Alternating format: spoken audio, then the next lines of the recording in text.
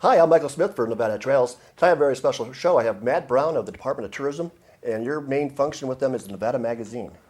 Yeah, I'm the editor. Excellent. Well, I absolutely love your magazine. I accidentally said on the show that I used to pick them up at a tourist place, and now I can't find them there anymore.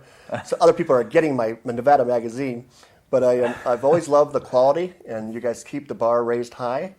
I'm always rooting for you when they talk about budgets, because I think you're one of those people that really people love to look at your work. Yeah, we have a lot of fun doing it. The magazine's been around 76 years, believe it or not. So 2011 was our 75th anniversary, and put out a special edition, which is still available. Well, how would you get a hold of that copy? NevadaMagazine.com is the best place to do that, and as well as subscribe. Look at me, I'm already into my pitch. No, I thought that one. If you're going to check him out, check out the 75th. Yeah, I held it up the whole show. I was so proud of that magazine. I don't usually do that. 192 pages with we reprinted stories from our 75 years of publications, and it was just a very nice project, and we had a lot of fun putting it together. But I think what a lot of people don't know about Nevada Magazine is it's not state funded. So we really depend on the support of subscribers and advertisers. So that's why you might find us pitching like that, a little bit more often, just because we want to stay around and we do good work. Mm-hmm. And well, I wasn't pitching for them to buy your magazine as much as it was such a good quality.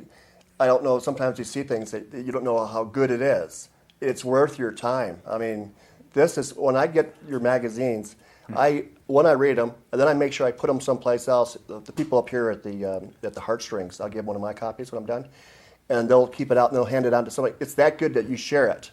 There's very few magazines I even share with my friends and family, and that's just one of those things. My mom, I send her copies, and what happens then is when they visit, they want to see something they read in the magazine. And for an example, I think he gave me a whole bunch one time, or I just had a collection. I think he gave me one on the Loneliest Road. I don't know if that's one you gave me, but I had it, and they drove here, and they insisted on driving that home.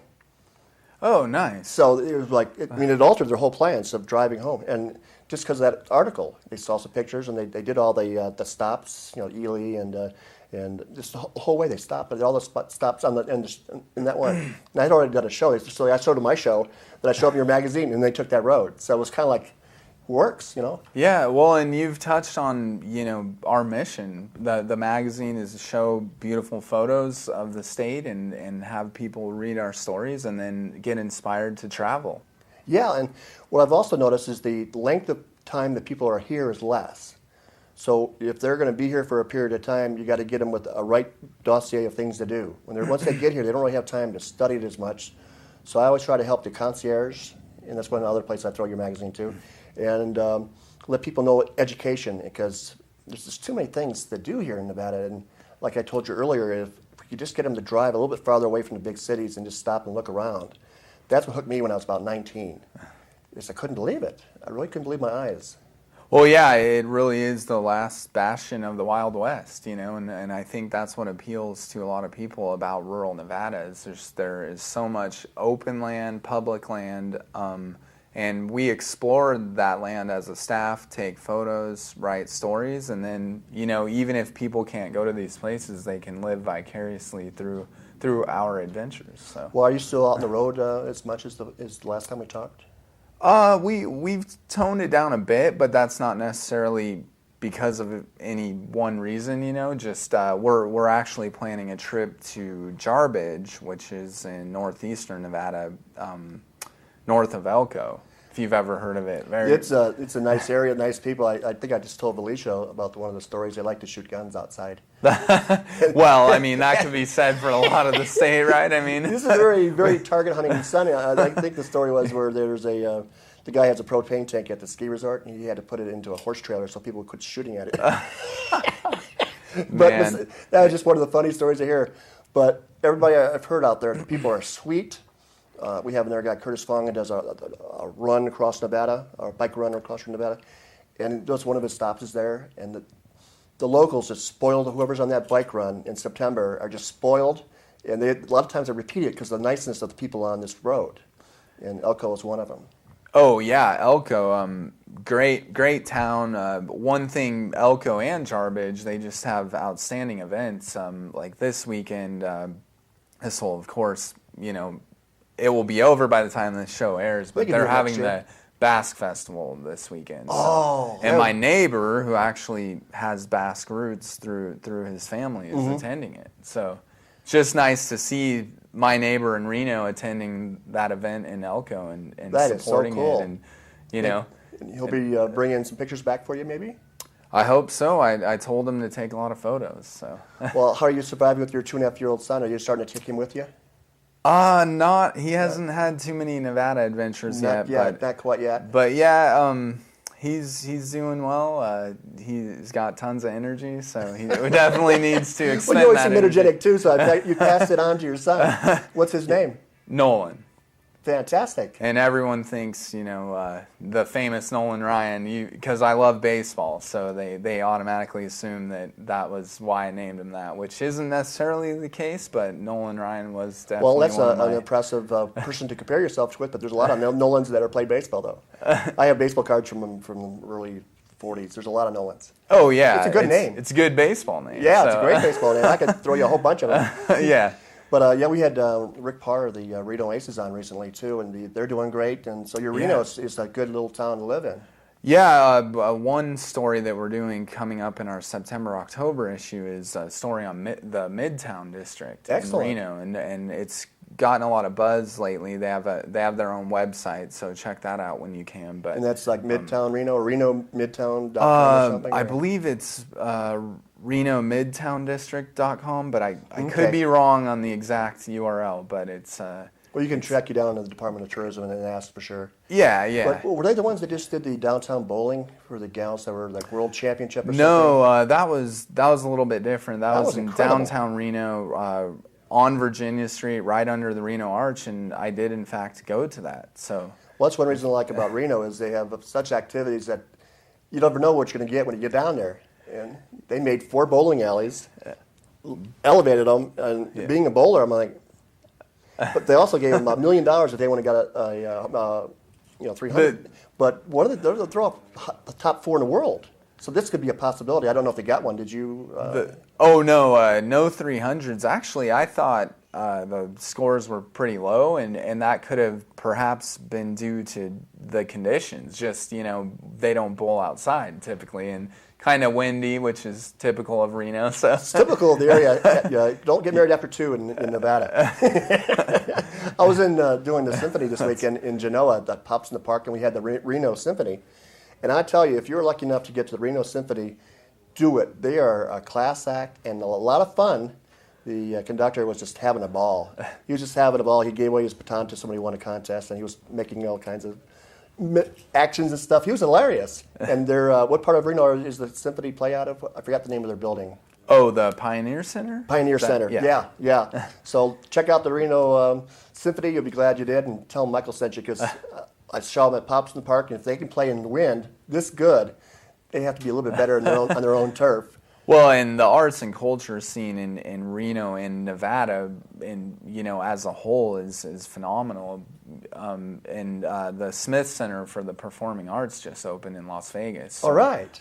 They've actually, it will forever be known for its casinos, of course, and the famous Strip. But you definitely have to check out the Smith Center for the Performing Arts, and the Mob Museum just opened. I've heard those are very good.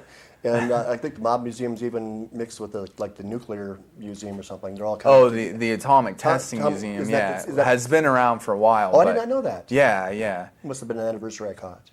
They eventually became the National Atomic Testing Museum, so it was an official designation that kind of, I don't know, made it newsworthy. So maybe it seemed like it was new to you if you had heard about it that way, but. Yeah, the museum scene in Southern Nevada is phenomenal, and we had in our January-February 2012 issue, our feature story was on Southern Nevada museums. And excellent. Well, I hope you get up here and do some of our beaches up here at the Tahoe area, because the Nevada is just doing great now for tourism. I hope you're part of that. Yeah. It's that has we're a division of the Nevada Commission on Tourism. If you ever want us to shoot you pictures for your magazine, I'd be glad to. Yeah, Justin's good. He's got the skills. I know I have the skills because it's not bragging if it's true. Well, and they've made it easier with digital cameras these days. So I think, if you have a decent camera and lighting pretty well, you can take a good photo. I just have my techniques be buy a good camera and be at the right place at the right time.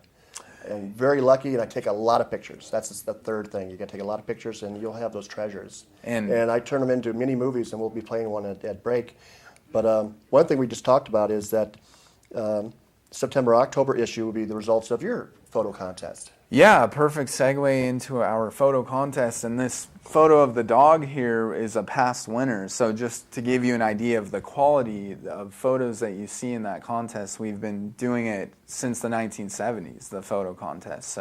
Which is awesome because I know in my region in Carson Valley and up in Tahoe area, there's some great photographers. Every time I walk into here at the Copeland Arts Center, we usually we just had a photographer that just absolutely did beautiful wildlife scenes. You would have loved him. And we're going to go to a break now, and we'll show you one of my mini movies, and we'll be back after you watch it, enjoy it. I think it's the 4th of July. Thank you very much.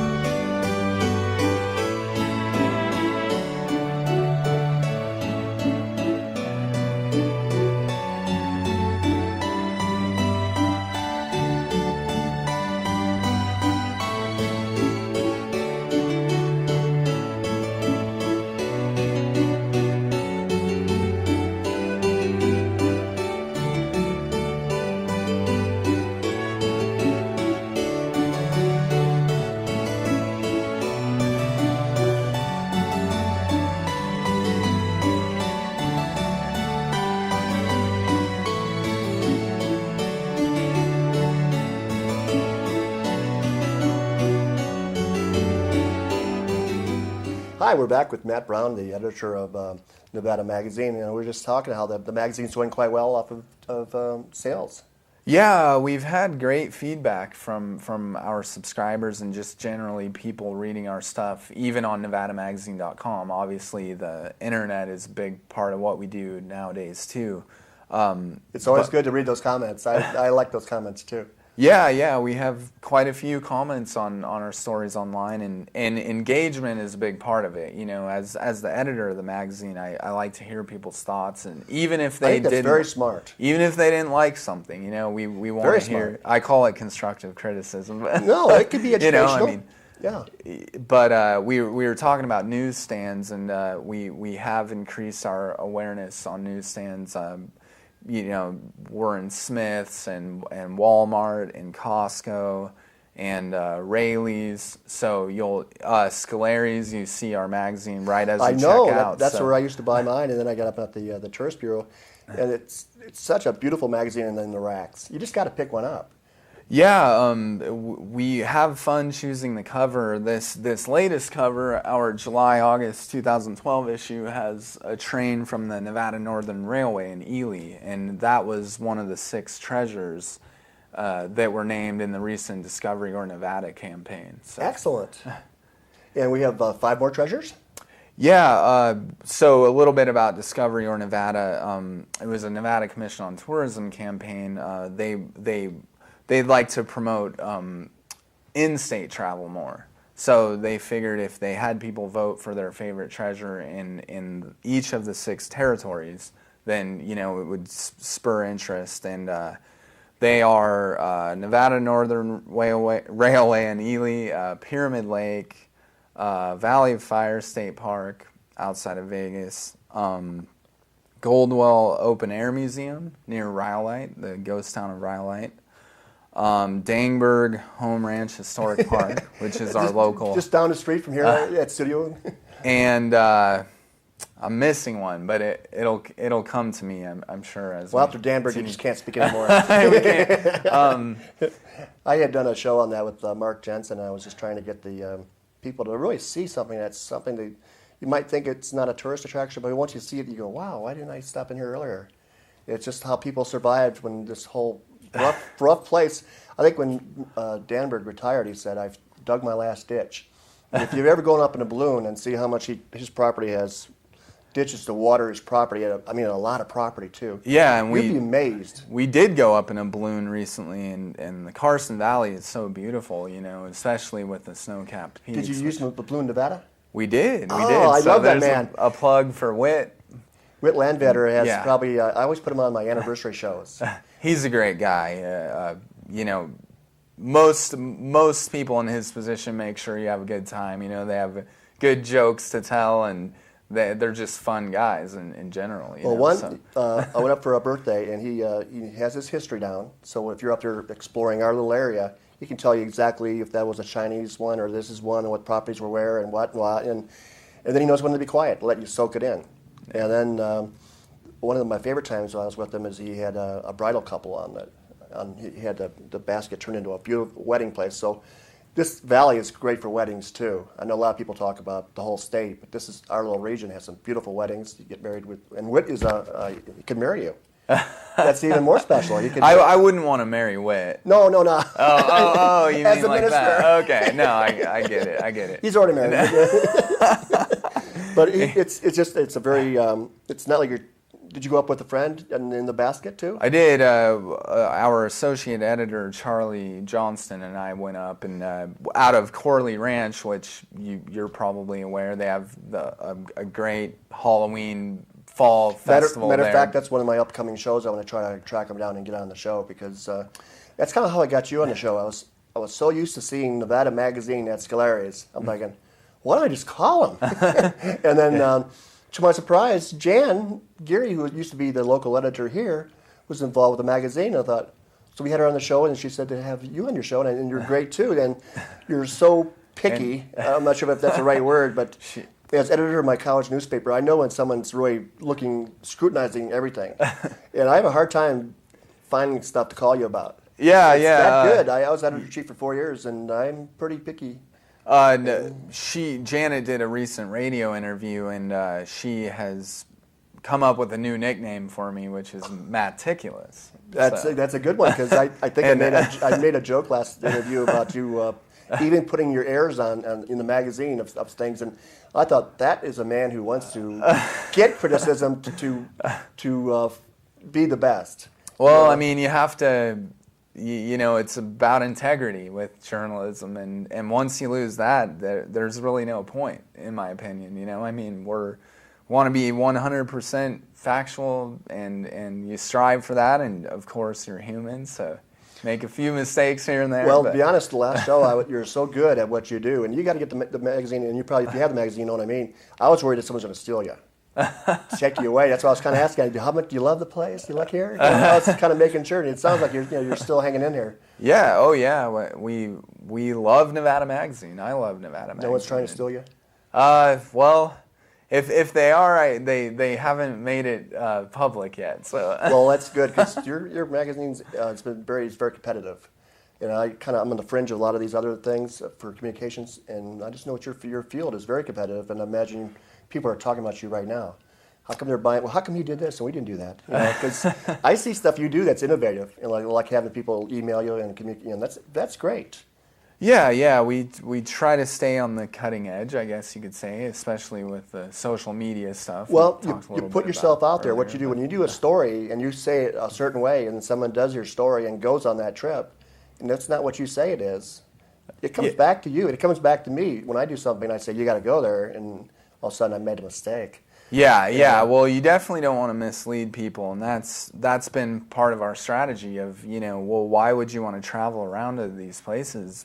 It's pretty simple. We want to put ourselves in the shoes of tourists, know, and if something's really remote and you need to be more cautious when you go there, we want to be in that position to tell people. And we actually got lost once in Sheldon National Wildlife Refuge, which is a very remote part of the state in northwestern Nevada, and so we put that in the story. I mean, it's those sorts of anecdotes that make for a better story too. I think it's a great idea, because I've had Stan Pear, his book on ghost towns and mining towns has a lot of survival tips in it. And B, if you are going to be traveling around Nevada, it's good to read these books to bring with them, because this is a wild state. It's a lot tougher than people. It's just not a place you just drive around. You got to have backup water and backup things, because things happen. But make sure you're safe. Well, and especially for the younger generations, not to stereotype, but don't count on your cell phones. I mean, bring maps, bring water, bring extra gas, extra fuel, food. Yes. Definitely, because even the experts I've had on the show, Stan Pear is one of them, and other people have had that one time when something just didn't go right. He used to drive down paths where the railroads used to be and just kind of explore and make it was a trail or not. And he found his vehicles that he was using weren't up to par, so he kept on elevating his status so he could do it, because he really has a passion for the state. And I think he loves the middle of the state the best. Is there a part of the state that you like the best? Oh, man. I think I have to take the fifth on that one, just because, I mean, it's just, it is phenomenal. I think it almost depends on what mood you're in, because Vegas, being on the Strip is wonderful, but then compared to being isolated on the top of Boundary Peak, the highest point in the state, it's just a completely different experience. There was a solar eclipse recently on May 20th, and it was awesome. We went to the center of the state near Arc Dome. It was our goal to hike to the top of Arc Dome, but just ran out of light. But just seeing Arc Dome, having the special solar eclipse viewing glasses, I mean, there's nothing like that, just pure isolation. And that's what's so cool about rural Nevada, is you can get away from it all. Where my love came for it, and I'm really surprised I'm in this part of Nevada, to be honest. I used to go to Vegas every year for real estate conventions, and I found myself in the Lake Mead area, and I just loved how you could be into such a concentration of stuff and stimulus, and all of a sudden have such a concentration of non-stimulus. This is in the older days before Mead got big, but it was just, I just loved it. I saw the sheep, the wild sheep, and a lot of wild things, and everywhere I looked, everything looked like a painting. So I bet as a photographer, you're just in heaven every day here. Yeah, that's a big part of our trips is the photography. And check out our profile on Flickr. It's a photo gallery website. We have tons of photos on there awesome. that you don't see in the magazine. So. I can do that for hours. And I have. Go and look at your photo library. As well as, not to cut you off, the okay. 76 years of cover images are on Flickr as well, and people love those. Yeah, and I keep up the good work. Are you studying any other magazines for your own self-education of what other people are doing, like National Geographic? Or are you just kind of doing what you want to do out of your own heart? Because there's some competition Well, out I there. think it's a little bit, you go with your gut on things, but it's funny they mentioned National Geographic because that is definitely one of my favorites, and my mom recently said it's like a National Geographic for Nevada, so that was pretty much the biggest compliment I could Actually, that's why I was leading up to receive, it, because I was comparing your magazines with National Geographic just recently, and I thought, I don't know how you could do a better job. I mean, you're already there. I mean, Well, thank if you you. could just maintain, and that's the hard thing to do, is maintain, because one thing about this show, I do 52 shows a year, and you do a lot of shows too for your magazine, because it's just a lot of stuff in your magazine, a lot of things. So you really have to become that. Every time I turn a page, I find another page of stuff that's beautiful. And same with here. Someone will call and they'll have something for me to do, and there's just so much to do. I feel like I don't have enough shows. We're creating other shows just because there's so much that I want to have other people experience. And it's, I'm bringing in some young people, so their eyes are different than my eyes. And they're seeing stuff that I'm not seeing. It's great. It's a good problem to have, Yeah. I think, is kind of how I look at it. So many different story ideas, and then you get into the history of the state, like our current July-August issue up here. There's a story about the 100-year anniversary of a flood in a mining camp called Mazuma. Just got completely obliterated by this flood. Oh, no. And the 100th anniversary is July 18th. So this occurred July 18th, 1912. Wow. And just to research that stuff and see photos, spent a day at the Nevada Historical Society in Reno. Oh, that'd be fun. Yeah, and it's just, that's a whole nother part of what we do, because people love the history stories, Yeah. and so we try to get that in there every issue and incorporate history wherever possible. So. Well, I survived the Johnstown flood, and I think if we didn't have the technology, a lot more people would have been killed. So imagine back then, you don't have a chance. Yeah, just a terrible thing, and someone actually contacted us through our website, through a comment on our website. His grandmother died in this Mazuma flood, and so he's going to go there to kind of commemorate that. He's going to go to Mazuma, which now is just, I don't even know if any structures exist there, and just a few grave sites and that sort of thing. Well, that's wild. I would love, like my family has, my great-grandfather was General Sheraton, and we have a town named after him in Sheridan. I thought, I should go there and see if there's anything after my grandpa. My pappy. But what is your website for people to send in stories like that for you to investigate? Because that's a good idea. That will touch on nerves, because there's a lot of lifelong Nevadans. Well, NevadaMagazine.com is our website, but also we're all over social media: Facebook, Twitter, Google Plus. All the big ones. And I did think of the sixth treasure. It's the Star, which is a famous Basque eatery in Elko. Sorry, Thank Matt. you. It's time to head home. Thanks for having Nevada me. Trails, and get Nevada Magazine. You'll be glad you did. Thank you very much.